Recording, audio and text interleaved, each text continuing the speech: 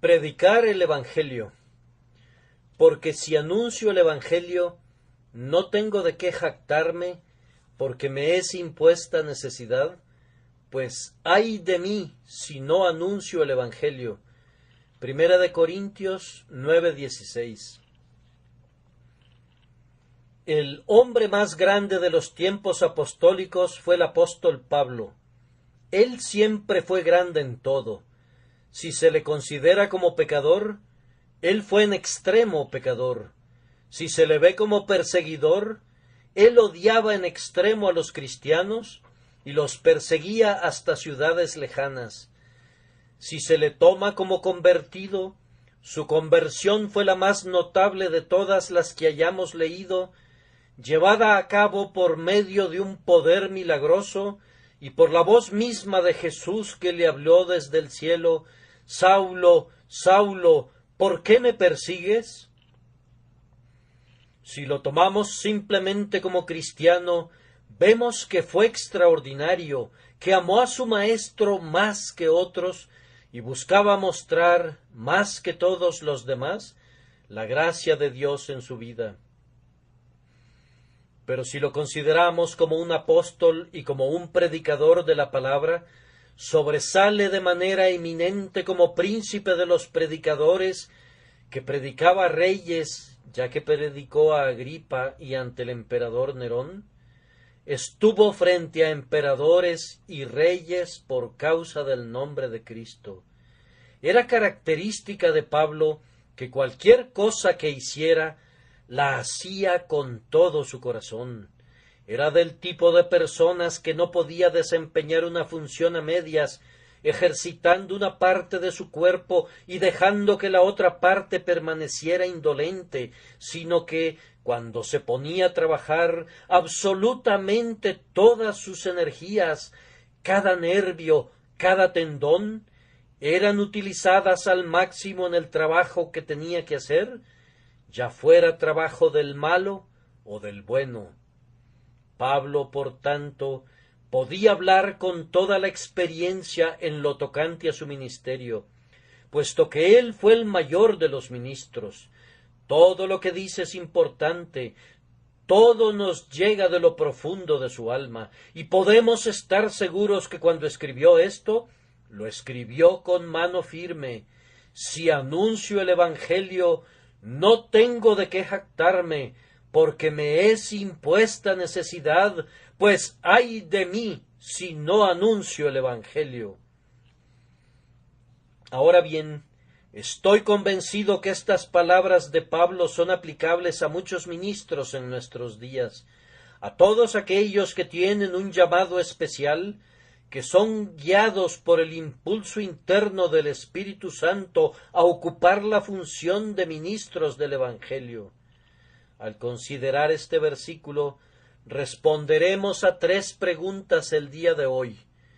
Primero, ¿qué es predicar el Evangelio? En segundo lugar, ¿por qué el ministro no tiene nada de qué jactarse? Y en tercer lugar, ¿cuál es esa necesidad y esa preocupación involucradas en el versículo? Porque me es impuesta necesidad, pues ay de mí si no anuncio el Evangelio. La primera pregunta es, ¿qué es predicar el Evangelio? Hay muchas respuestas para esta pregunta, y posiblemente aquí mismo, en mi audiencia, aunque yo creo que somos muy uniformes en nuestras convicciones doctrinales, pueden hallarse 2 o hasta 3 respuestas rápidamente disponibles a esta pregunta: ¿qué es predicar el Evangelio? Intentaré, por tanto, responderla yo mismo de conformidad a mi propio juicio, con la ayuda de Dios. Y si sucede que no es la respuesta correcta, están ustedes en completa libertad de encontrar una mejor respuesta mediante su propio discernimiento. La primera respuesta que daré a la pregunta es esta: predicar el Evangelio es exponer cada doctrina contenida en la palabra de Dios y dar a cada verdad su propia importancia. Los hombres pueden predicar una parte del Evangelio, pueden predicar únicamente una sola doctrina del Evangelio. Y yo no diría que un hombre no predique en absoluto el Evangelio si sólo sostuviera la doctrina de la justificación por la fe, porque por gracia sois salvos por medio de la fe. Yo lo consideraría un ministro del Evangelio, pero es alguien que no predica todo el Evangelio. No puede afirmarse que un hombre predique el Evangelio completo de Dios si hace a un lado, a sabiendas e intencionalmente, una sola verdad de nuestro bendito Dios. Este comentario mío debe ser muy punzante y estallar en las conciencias de muchas personas que, casi como un asunto de principios, no comparten ciertas verdades con la gente debido a que temen esas verdades. En una reciente conversación, hace un par de semanas, con un eminente creyente, me decía: Señor, sabemos que no debemos predicar la doctrina de la elección, ya que no tiene la capacidad de convertir a los pecadores. Yo le respondí: ¿pero quién se atreve a identificar fallas en la verdad de Dios? Usted está de acuerdo conmigo que la elección es una verdad, y sin embargo, usted afirma que no debe predicarse. Yo no me atrevería a afirmar algo así. Yo considero que es una arrogancia suprema atreverse a decir que una doctrina no debe de predicarse cuando Dios en su suprema sabiduría ha querido revelarla a los hombres. Yo además me preguntaría, ¿el fin de todo el Evangelio es convertir a los pecadores? Hay ciertas verdades que Dios bendice para conversión de los pecadores, pero ¿acaso no hay otras verdades destinadas a traer consuelo a los santos? ¿Y no deberían estas verdades ser objeto del ministerio de la predicación, igual que las demás? ¿Debo tomar en cuenta unas y descartar a las otras? No, si Dios dice: consolad, consolad a mi pueblo, si la elección consuela al pueblo de Dios, entonces debo predicarla. Sin embargo, no estoy tan convencido que la doctrina de la elección no pueda convertir pecadores. El gran Jonathan Edwards nos dice que en el momento culminante de uno de sus avivamientos, predicaba acerca de la soberanía de Dios tanto en la salvación como en la condenación del hombre, y mostraba que Dios era infinitamente justo si enviaba a los hombres al infierno, que Él era infinitamente misericordioso si salvaba a algunos, y que todo provenía de su libre gracia soberana. Y decía: no he encontrado ninguna otra doctrina que promueva tanta reflexión. Nada encuentra un mejor camino al corazón del hombre que la predicación de esta verdad. Lo mismo puede decirse de otras doctrinas. Hay ciertas verdades en la palabra de Dios que están condenadas al silencio, porque, en verdad, no deben de expresarse, ya que de acuerdo a las teorías que ciertas personas tienen de estas doctrinas, no están orientadas a promover ciertos fines. Pero ¿nos corresponde a nosotros juzgar la verdad de Dios? ¿Debemos poner sus palabras en la balanza y decir: esto es bueno y esto es malo? ¿Debemos tomar la Biblia y amputarla y decir: esto es paja y esto es grano?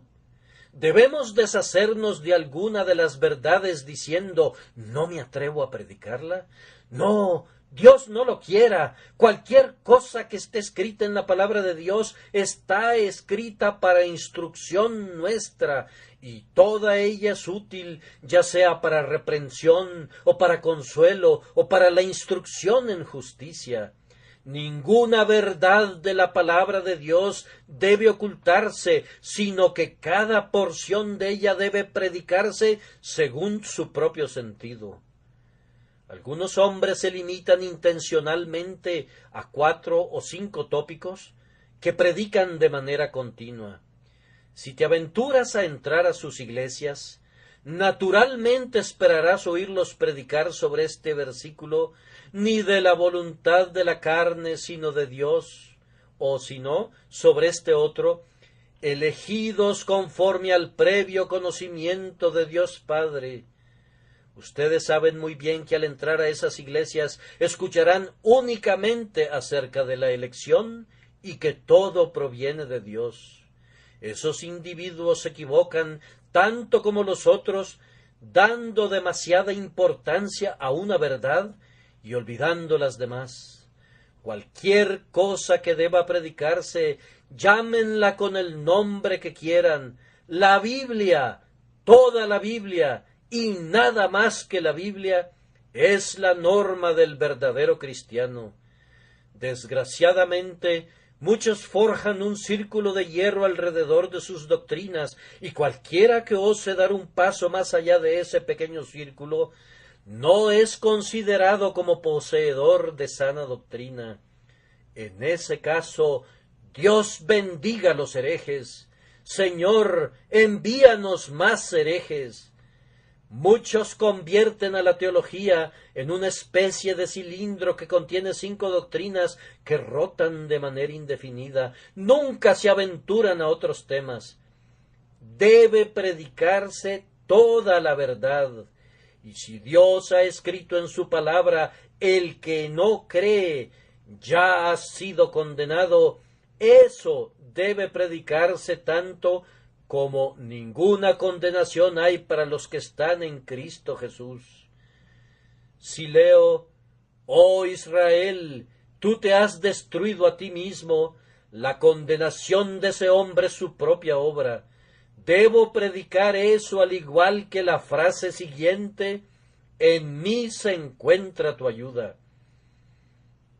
Cada uno de nosotros, a quienes se nos ha confiado el ministerio, debe buscar predicar toda la verdad.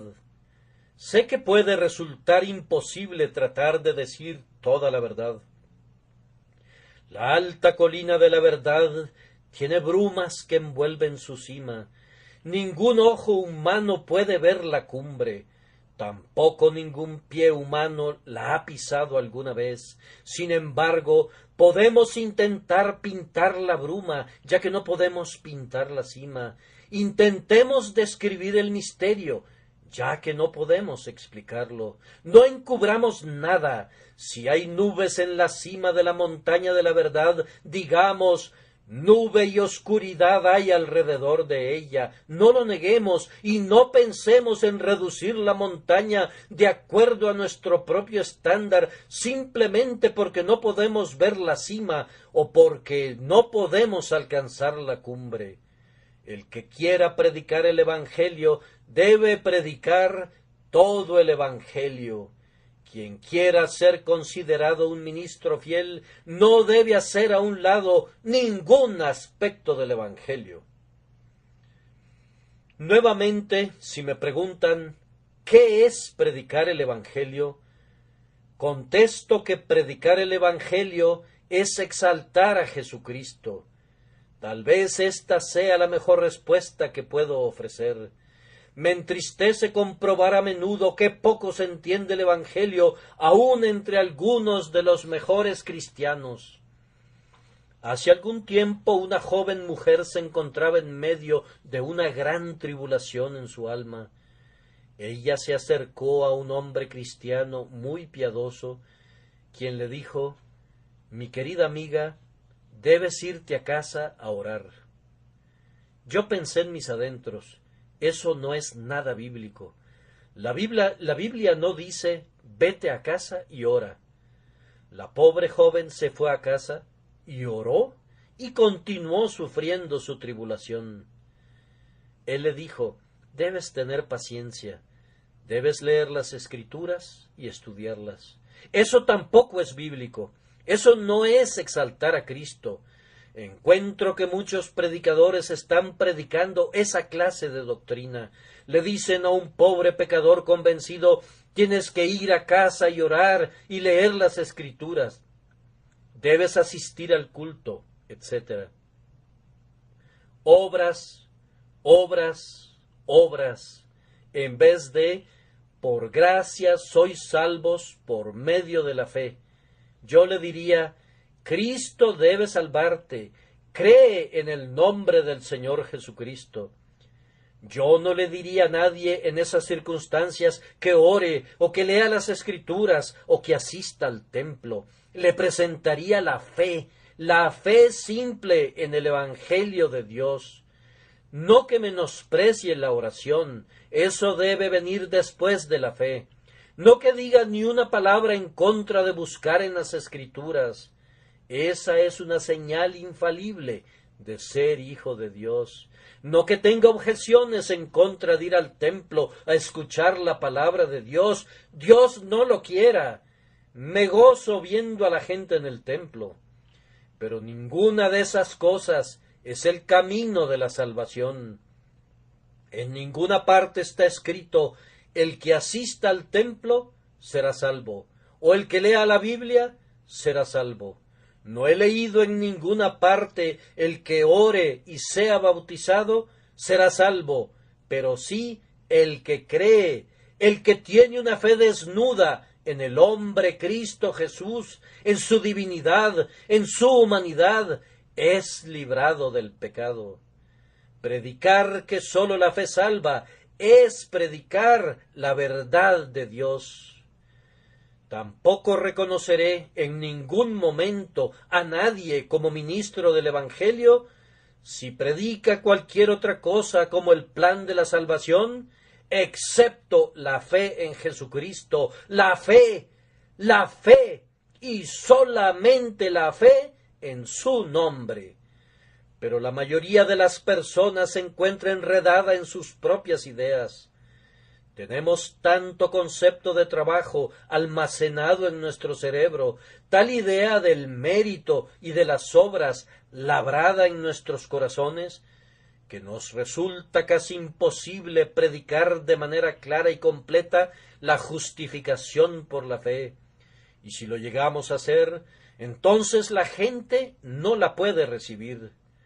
Les decimos, cree en el Señor Jesús y serás salvo. Pero ellos tienen la noción que la fe es algo tan maravilloso, tan misterioso, que es casi imposible que la puedan alcanzar sin tener que hacer algo más. Sin embargo, esa fe que nos une al Cordero es un don instantáneo de Dios, y aquel que cree en el Señor Jesucristo es salvo en el momento, sin ningún otro requerimiento. Ah, mis amigos, ¿acaso no queremos exaltar más aún a Cristo en nuestra predicación y exaltar más aún a Cristo en nuestras vidas? La pobre María dijo, han sacado al Señor del sepulcro y no sabemos dónde le han puesto. Y podría decir lo mismo ahora si pudiera salir de la tumba. Oh, que haya siempre un ministerio que sólo exalte a Cristo. Oh, que la predicación siempre lo muestre a Él como profeta, sacerdote y rey para su pueblo. Que el Espíritu manifieste al Hijo de Dios a sus hijos a través de la predicación. Necesitamos tener una predicación que diga, mirad a mí y sed salvos todos los confines de la tierra. Predicación del Calvario, teología del Calvario, libros sobre el Calvario, sermones sobre el Calvario. Estas son las cosas que queremos, y en la proporción en que el Calvario sea exaltado y Cristo sea engrandecido, en esa medida el Evangelio es predicado en nuestro medio. La tercera respuesta a la pregunta planteada es: predicar el Evangelio es dar a los diferentes tipos de personas lo que requieren. Solo debes predicar al pueblo de Dios cuando estés en ese púlpito, le dijo una vez un diácono a un ministro. El ministro respondió, ¿has marcado a todo el pueblo de Dios en la espalda para que pueda reconocerlo? ¿De qué sirve esta gran capilla si solo voy a predicar al querido pueblo de Dios? Son demasiado pocos. El querido pueblo de Dios puede caber en un pequeño salón. Tenemos aquí mucha gente que no pertenece al querido pueblo de Dios. ¿Y cómo puedo saber si la predicación que me piden que dirija al pueblo de Dios no puede también alcanzar a alguien más? Alguien puede decir, por otro lado, por favor, predica a los pecadores. Si no predicas a los pecadores esta mañana, no habrás predicado el Evangelio.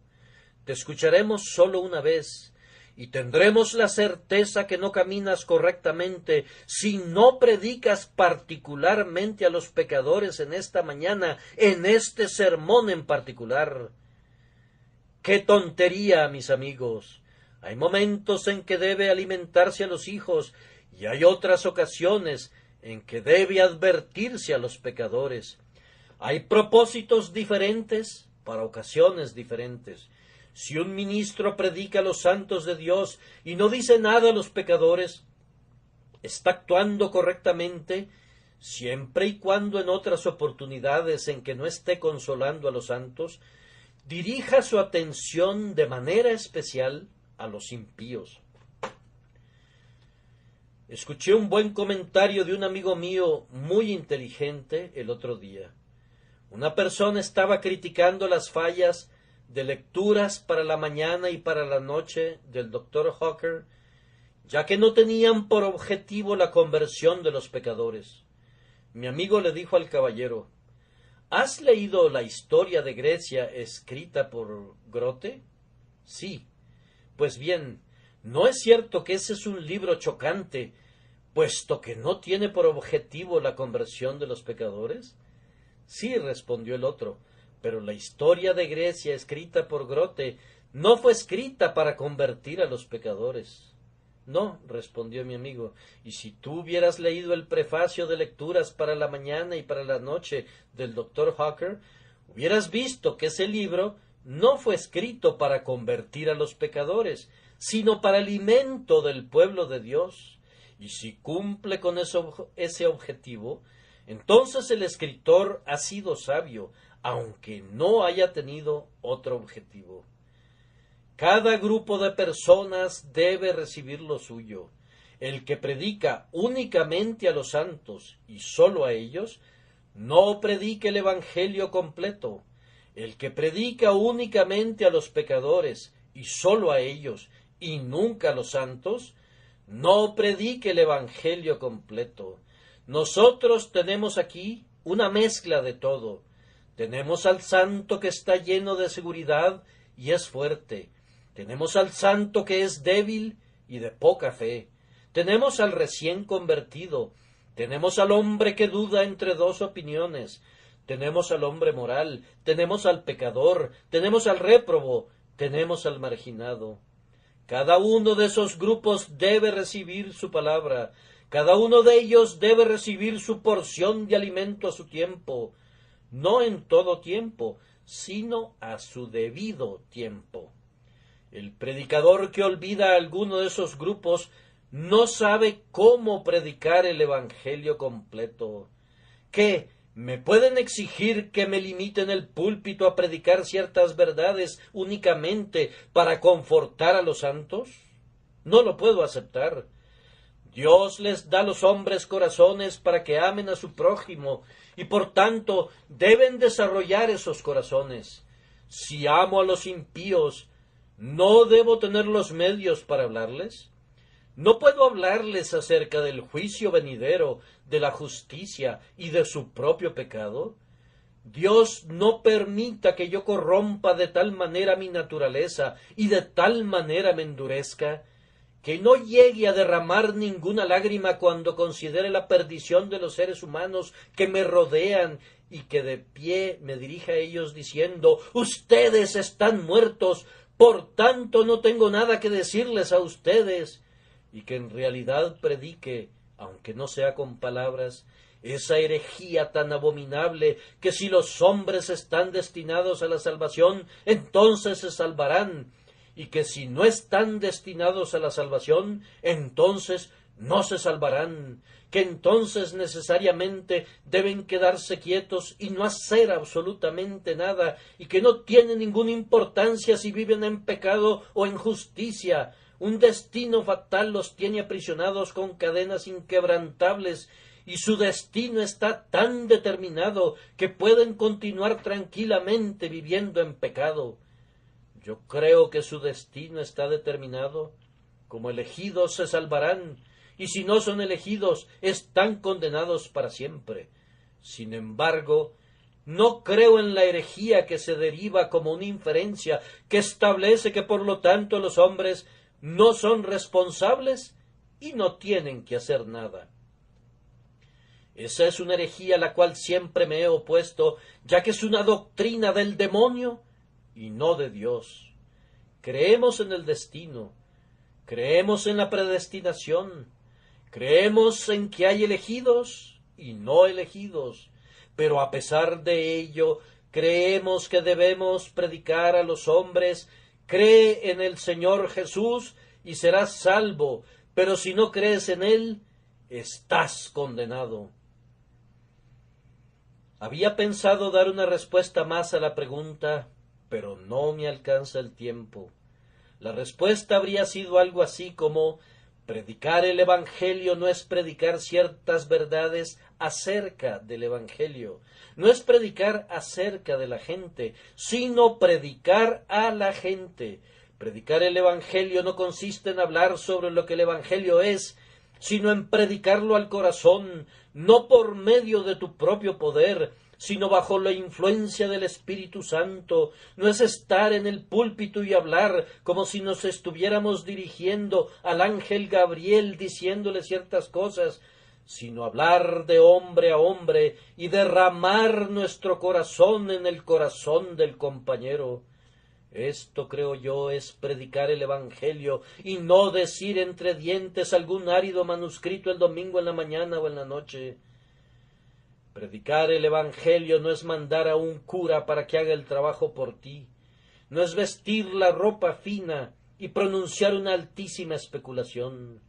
Predicar el Evangelio no es, con las manos de obispo, hacer una oración que constituye un bello ejemplar y luego ceder el púlpito para que una persona más humilde predique. No, predicar el Evangelio es proclamar con lengua de trompeta y celo encendido las inescrutables riquezas de Cristo Jesús, para que los hombres puedan oír y, entendiendo, puedan volverse a Dios con todo su corazón.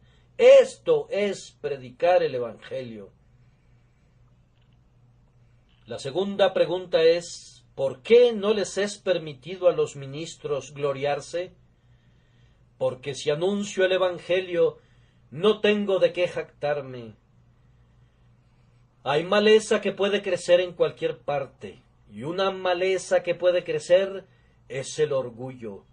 El orgullo puede crecer en una roca tanto como en un jardín. El orgullo crece en el corazón de un limpiabotas y crece en el corazón de un político. El orgullo crece en el corazón de una muchacha de servicio e igualmente crece en el corazón de su señora. Y el orgullo puede también crecer en el púlpito. Es una hierba que se esparce de manera terrible, requiere cortarse cada semana, ya que de otra forma estaríamos hundidos hasta nuestras rodillas en él. Este púlpito es un excelente terreno para el orgullo. Crece de manera desenfrenada, y yo estoy seguro que difícilmente encontrarían a un predicador del Evangelio que no confiese que tiene una muy fuerte tentación hacia el orgullo. Yo supongo que aun aquellos ministros sobre los que no se comenta nada, pero que son gente muy buena y que tienen una iglesia en una ciudad grande y a la que asisten al menos 6 personas, sufren la tentación del orgullo. Pero independientemente que eso sea así o no, estoy seguro que donde quiera que haya una gran asamblea y donde quiera que haya mucho ruido y agitación en relación a un hombre, allí hay un gran peligro de orgullo. Y véanlo bien, entre más orgulloso sea un hombre, más estrepitosa será su caída al final. Si la gente sostiene en sus brazos en alto a un ministro y deja de sostenerlo y lo suelta, qué golpazo se dará el pobre individuo al término de todo. Así les ha ocurrido a muchos. Muchos hombres han sido sostenidos en alto por los brazos de otros hombres.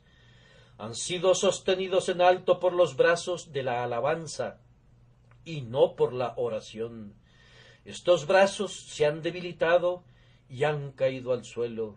Digo que hay la tentación, el orgullo en el púlpito, pero no hay razón para el orgullo en el púlpito. No hay terreno para que crezca el orgullo, pero crecerá de todas maneras.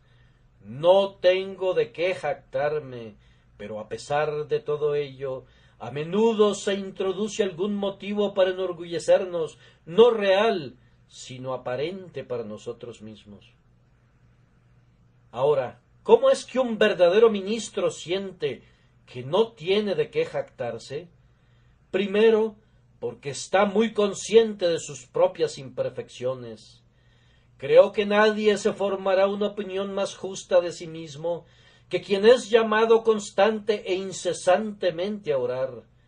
Una vez un hombre pensó que podía predicar, y cuando le fue permitido ocupar el púlpito, encontró que las palabras no fluían libremente como él esperaba, y en un momento de ansiedad nerviosa y temor se inclinó hacia adelante sobre el púlpito y dijo: «Amigos míos, si ustedes se subieran al púlpito, perderían toda la soberbia que pudieran poseer». Creo que eso les pasaría a muchos si intentaran alguna vez la predicación. Les quitaría la inclinación a criticar y les haría pensar, después de todo, que la predicación no es un trabajo fácil. Cuando se predica mejor es cuando se piensa que se ha predicado mal. Quien se ha fijado en la mente un elevado concepto de lo que debe ser la elocuencia y lo que debe ser una arenga sincera, sabrá qué tan corto se queda. Él, mejor que nadie, puede reprobarse cuando reconoce su propia deficiencia. No creo que un hombre deba gloriarse cuando hace algo bien. Por otro lado, creo que él será el mejor juez de sus propias imperfecciones y que las verá claramente. Él sabe lo que debe ser. Otros hombres no. Miran y ven y piensan que todo es maravilloso, mientras que el predicador piensa que todo es maravillosamente absurdo y se retira meditando en las cosas que ha fallado. Cualquier ministro verdadero sentirá sus deficiencias. Se comparará a sí mismo con hombres tales como Whitefield, con predicadores de la talla de los puritanos, y dirá: ¿qué soy yo? Un enano al lado de un gigante, el montículo de un hormiguero al lado de una montaña. Cuando se retira a descansar el domingo por la noche, dará vueltas en su cama porque siente que erró el tiro, que no ha tenido la vehemencia, la solemnidad, la mortal intensidad de propósito que requería su función. Se reprochará por no haber enfatizado lo suficiente algún punto, o por haber evitado algún otro, o por no haber sido lo suficientemente explícito en algún tema en particular, o por haber considerado demasiado algún otro. Verá sus propias fallas, ya que Dios siempre disciplina a sus hijos en la noche cuando han hecho algo mal. No necesitamos que otros nos reprendan. Dios mismo lo hace directamente. El ministro más honrado por Dios a menudo se sentirá deshonrado en su propia estima. De nuevo, otro medio que nos lleva a no jactarnos es el hecho que Dios nos recuerda que todos nuestros dones son prestados. Y de manera sorprendente, al leer un periódico esta mañana, esta verdad me fue recordada, que todos nuestros dones son prestados. El artículo dice así: la semana pasada, la quieta comunidad de Pueblo Nuevo fue trastornada por un evento que ha traído tristeza a la comunidad completa. Un caballero muy exitoso, que había obtenido un título universitario con honores, se ha vuelto loco desde hace algunos meses. Él había administrado una academia para la educación de jóvenes, pero su locura lo ha obligado a abandonar su ocupación y desde hace algún tiempo ha vivido solo en una casa en esa comunidad.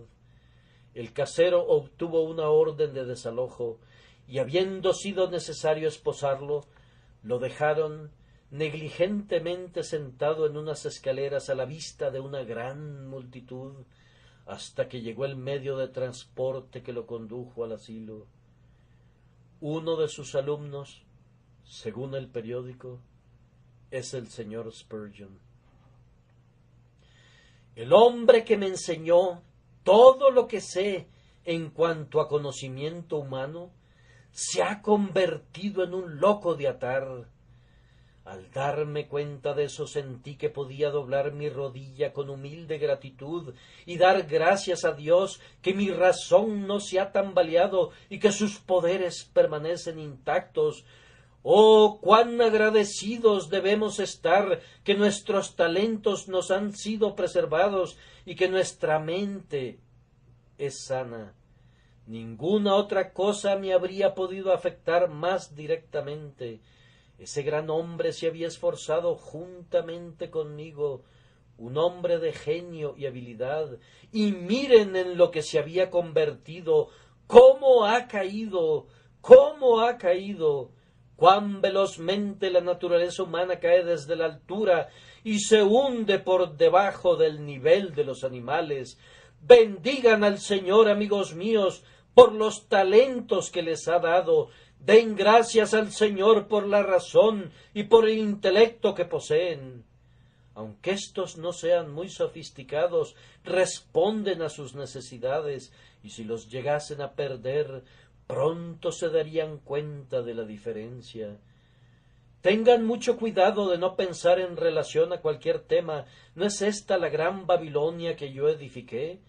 Siempre debemos recordar que tanto la cuchara de albañil como la mezcla nos vienen de Dios. La vida, la voz, el talento, la imaginación, la elocuencia, todos son dones de Dios, y quien haya recibido los mayores dones debe sentir que a Dios pertenece el escudo de los poderosos, puesto que Él ha dado poder a su pueblo y fortaleza a sus siervos. Otra respuesta a la pregunta, otro medio que utiliza el Señor para preservar a sus ministros de la tendencia a jactarse es este. Él les hace sentir su dependencia constante del Espíritu Santo. Confieso que algunos ministros no sienten eso. Algunos se atreven a predicar sin el Espíritu de Dios o sin haberle orado. Pero pienso que ningún hombre que verdaderamente haya sido llamado de lo alto se atrevería a hacer eso, sino más bien sentirá que necesita el Espíritu. Una vez, cuando me encontraba predicando en Escocia, el Espíritu de Dios quiso dejarme solo. No pude hablar como usualmente lo hago. Tuve la necesidad de decirle a la gente que el coche había perdido sus ruedas, que el coche se arrastraba pesadamente. He sentido el beneficio de eso desde entonces. Fui humillado amargamente y pude haberme arrastrado bajo la cáscara de una nuez o me pude haber escondido en cualquier oscuro rincón de la tierra. Sentí como si no debía hablar más en el nombre del Señor. Y entonces me vino el pensamiento: oh, eres una criatura ingrata. ¿No ha hablado Dios por tu medio cientos de veces? Y por esta vez que no quiso hacerlo, ¿vas a reconvenir a Dios por eso? Más bien dale gracias por los cientos de veces que ha estado a tu lado. Y si alguna vez te ha abandonado, entonces admira su bondad de mantenerte humilde por este medio. Algunos pueden pensar que fue el poco estudio lo que me llevó a esa situación, pero puedo afirmar con toda honestidad que no fue eso. Pienso que estoy obligado a estudiar con dedicación y así no tentar al espíritu con sermones sin preparación.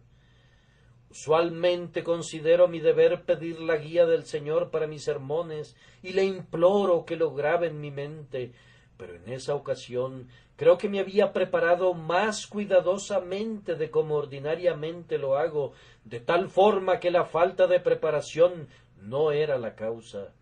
La simple causa fue: el viento sopla de donde quiere, y los vientos no siempre son huracanados. En algunas ocasiones el viento está quieto, y por tanto, si me apoyo en el Espíritu, debo saber que no siempre sentiré su poder con la misma fuerza. ¿Qué haría yo sin la influencia celestial, ya que a ella le debo todo? Por medio de este pensamiento Dios humilla a los que le sirven. Dios nos enseñará cuánto lo necesitamos. No permitirá que pensemos que hacemos algo por nosotros mismos. No, dice Él, no te corresponde nada de la gloria. Voy a humillarte. ¿Estás pensando, yo hago esto? Te mostraré lo que eres sin mí. Vemos a Sansón ir tras los filisteos para atacar. Él se imagina que puede matarlos, pero los filisteos están encima de Sansón, le sacan los ojos, su gloria se esfuma porque no confió en su Dios, sino que confiaba en sí mismo. Cada ministro será llevado a sentir su dependencia en el Espíritu, y entonces dirá con énfasis, igual que Pablo, porque si anuncio el Evangelio, no tengo de qué jactarme. Ahora viene la tercera pregunta, con la cual concluiremos este mensaje. ¿Cuál es esa necesidad que nos es impuesta de predicar el Evangelio? En primer lugar, una gran parte de esa necesidad se debe al llamamiento mismo. Si un hombre es verdaderamente llamado por Dios para el ministerio, lo desafío a que se niegue a aceptar el llamamiento. Un hombre que verdaderamente tiene en su seno la inspiración del Espíritu Santo que lo llama a predicar, no puede dejar de hacerlo, tiene que predicar. Como fuego en los huesos, así será su influencia hasta que proyecte sus llamas hacia afuera. Los amigos pueden querer frenarlo, los enemigos criticarlo, los despreciadores burlarse de él. Pero el hombre es indomable. Él tiene que predicar si tiene el llamado del cielo. Todo el mundo lo puede abandonar, pero él le predicaría las áridas cumbres de las montañas. Si tiene el llamado del cielo, aunque no tenga una congregación, le predicaría las cascadas y daría su voz a los riachuelos. No podría callarse. Sería una voz proclamando en el desierto: preparad el camino del Señor. No creo que se pueda detener a un ministro de la misma forma que no se puede detener a las estrellas del cielo. No creo que se pueda lograr que un ministro deje de predicar si realmente tiene el llamado, de la misma manera que no se puede detener a las poderosas cataratas queriendo consumir sus aguas con la tacita de un niño. El hombre que ha sido guiado por el cielo no puede ser detenido por nadie. Ha sido tocado por Dios y nadie le impedirá predicar. Volará en alas de águila y nadie podrá encadenarlo a la tierra. Hablará con la voz de un serafín y nadie podrá cerrar su boca. ¿No es su palabra como un fuego dentro de mí? ¿Debo de callar cuando Dios ha colocado su palabra en mí? Y cuando un hombre habla de conformidad a lo que el Espíritu le da a hablar, siente un gozo semejante al cielo, y cuando termina, desea volver a su trabajo de nuevo y ansía estar predicando nuevamente. Yo creo que los jóvenes que predican tan solo una vez a la semana y piensan que ya han cumplido con su deber, no han sido llamados por Dios a una gran obra. Pienso que si Dios ha llamado a alguien, lo impulsará a predicar constantemente y sentirá que debe predicar en medio de las naciones las riquezas inescrutables de Cristo. Pero otra cosa nos hará predicar. Sentiremos: ay de mí si no anuncio el Evangelio. y esa es la triste carencia de este pobre mundo caído. Oh ministro del Evangelio, haz un alto por un instante y piensa en tus pobres prójimos. Velos como un arroyo, apresurándose a la eternidad. 10,000 vuelan a su morada eterna cada solemne momento. Mira el término de ese arroyo, esa tremenda catarata que lanza arroyos de almas al abismo. Oh ministro, piensa que los hombres se condenan por millares cada hora, y que cada vez que late tu pulso, una nueva alma abre sus ojos en el infierno en medio de tormentos. Piensa en cómo los hombres aceleran su camino a la destrucción, cómo el amor de muchos se enfría y abunda la iniquidad. Te pregunto, ¿no sientes una gran necesidad? ¿No sientes el «ay de mí si no predico el Evangelio»? Camina una tarde por las calles de Londres en el momento del ocaso, cuando la oscuridad abriga a la gente. ¿No ves a aquella prostituta caminar veloz a su maldito trabajo? ¿No ves a miles y miles de millares lanzados a la ruina cada año? Del hospital y del asilo salen voces que dicen «¡ay de ti si no predicas el Evangelio!». Acércate a ese gran edificio construido con paredes impresionantes, entra en los calabozos y mira allí a los ladrones que por años han gastado sus vidas en el pecado. Ábrete paso en alguna ocasión hacia la triste plaza de Newgate y mira al asesino ajusticiado. Una voz saldrá de cada institución correccional, de cada prisión, de cada patíbulo, diciendo «¡ay de ti si no predicas el Evangelio!». Acércate a las camas de los moribundos y observa cómo los hombres mueren en la ignorancia sin conocer los caminos del Señor. Mira el terror en sus rostros conforme se acercan a su juez, sin haber conocido la salvación, sin haber siquiera conocido el camino, y mientras los ves temblando ante su hacedor, escucha una voz «Ministro, ay de ti si no predicas el Evangelio». Puedes también seguir otra ruta. Ve alrededor de esta gran metrópolis y párate a la puerta de algún lugar donde se escuchen el sonar de campanillas, cantos y música, pero bajo el total influjo de la ramera de Babilonia, donde las mentiras se predican como verdades. Y cuando regreses a casa y pienses en los papas, deja que una voz te recuerde: «Ministro, ay de ti si no predicas el Evangelio». O entra a la habitación del infiel donde blasfema en contra de su hacedor, o asiste al teatro donde se ponen en escena obras llenas de lujuria y libertinaje, y de lo profundo de todos estos antros de vicio sale una voz: «Ministro, ay de ti si no predicas el Evangelio». Y da una última caminata por las cámaras de los condenados. Cuando pueda verse el abismo del infierno, párate frente a él y escucha los tristes lamentos, las quejas vacías y los chillidos de fantasmas torturados. Acerca tu oído a las puertas del infierno y por unos instantes escucha los gritos entremezclados y los alaridos de agonía y desesperación que te romperán los tímpanos. Y cuando regreses de ese triste lugar con su música lúgubre, aún produciéndote terror, escucharás la voz que te recuerda: «Ministro, ministro, ay de ti si no anuncias el Evangelio». Mantengamos estas cosas al alcance de nuestra vista y entonces tendremos que predicar.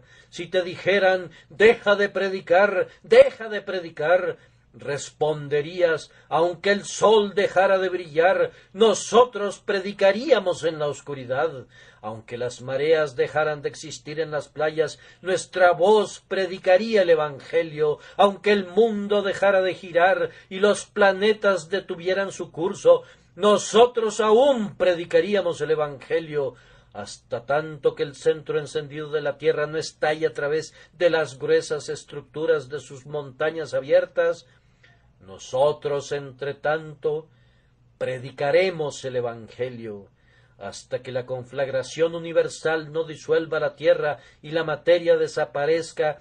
Estos labios o los labios de otros ministros llamados por Dios tronarán llevando la voz de Jehová.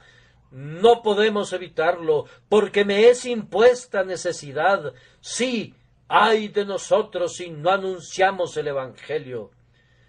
Ahora, mis queridos hermanos, una palabra para ustedes.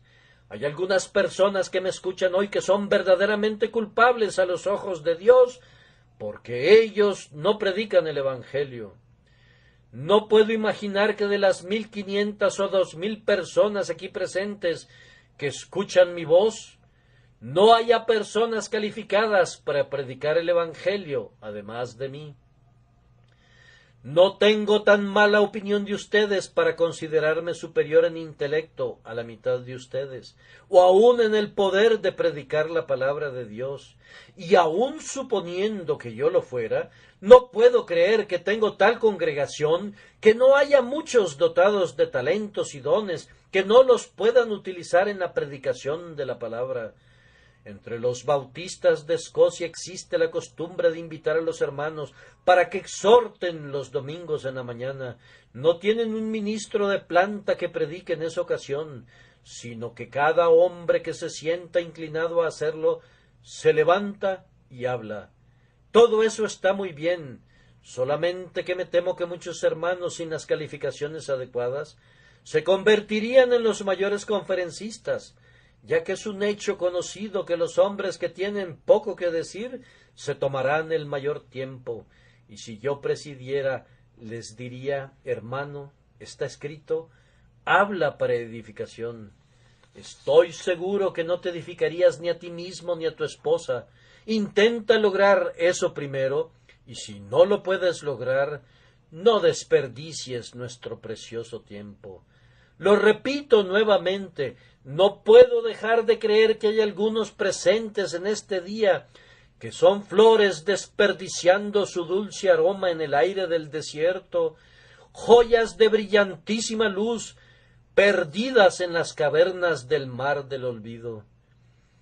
Este es un asunto muy serio. Si hay talentos en la iglesia de Park Street, espero que se desarrollen. Si hay predicadores en mi congregación, dejemos que prediquen. Muchos ministros se esfuerzan para limitar a los jóvenes en el asunto de la predicación. Aquí tienen mi mano, tal como es, para apoyar a cualquiera de ustedes que quiera decir a los picadores por doquier: ¡qué amado Salvador han encontrado! Quisiera descubrir muchos predicadores entre ustedes. Quiera Dios que todos los servidores del Señor sean profetas. Hay algunos presentes que deberían ser profetas, excepto que están medio temerosos.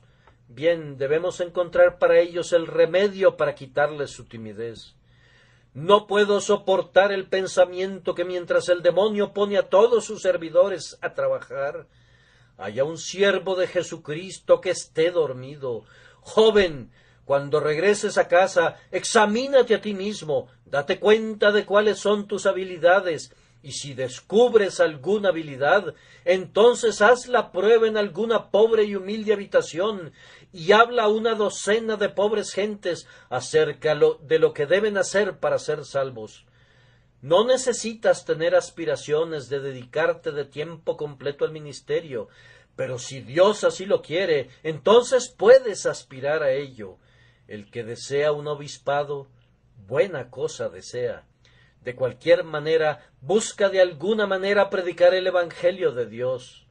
He predicado este sermón de manera especial porque deseo iniciar un movimiento que parta desde este lugar y que alcance a muchas personas. Quiero descubrir a algunos en mi iglesia, de ser posible, que prediquen el Evangelio, y pongan atención ustedes que tienen talento y poder. ¡Ay de ustedes si no predican el Evangelio! Pero mis amigos, si se dice: ¡Ay de nosotros si no predicamos el Evangelio! ¿Cómo será el ay de ustedes si escuchan y no reciben el Evangelio? Dios quiera que escapemos de esa condenación, que el Evangelio de Dios sea para nosotros sabor de vida para vida y no de muerte para muerte.